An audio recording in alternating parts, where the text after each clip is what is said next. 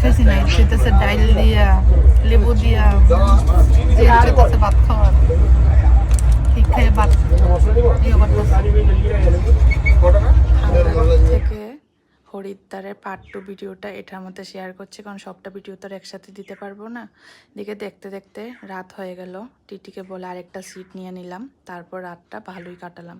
যদি সিটটা না পেতাম তাহলে বুঝলাম লখনৌ আর কলকাতা বিহারের বাইরে এই প্রথম। ট্রেনের মধ্যে কিন্তু আলাদা একটা মজা লাগে, কারণ পুরোটাই দেখতে দেখতে যাওয়া যায়, রাস্তাগুলি সব কিছু দেখতে দেখতে যাওয়া যায়। দেখতে দেখতে চলে আসলাম উত্তরপ্রদেশ। যে আরাম লাগে বাড়ির মধ্যে এমন একটা সিট বানাই দিবা, মানে বিছানা যাতে মন থাকে আর যাতে এরকম সারাদিন ঘুমাইতে পারবে, তারা ঘুমাই। তারপর ট্রেনের মধ্যে খাওয়ার অর্ডার করে দিলাম। দিল ভাত, ডাল, রায়তা, একটা সবজি আর চিকেন।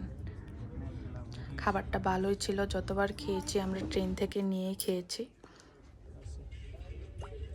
বিহারের বাইরে তখন ছিল প্রথমবার। ট্রেনের মধ্যে অনেকগুলো ভালো মানুষও পেয়েছিলাম, যার জন্য সময়টা ভালোভাবে কেটে গেল। দেখতে দেখতে কীভাবে জানে চলে গেলাম বুঝতেই পারিনি, 2 দিন কেটে গেল।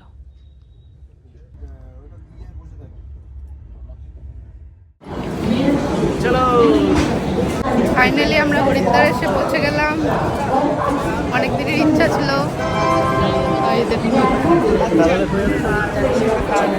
আর এই ভিডিওটা এখানে শেষ করছি। নেক্সট ভিডিওটা আসবে, এটাও কিন্তু দেখে সবাই একটু সাপোর্ট করবে।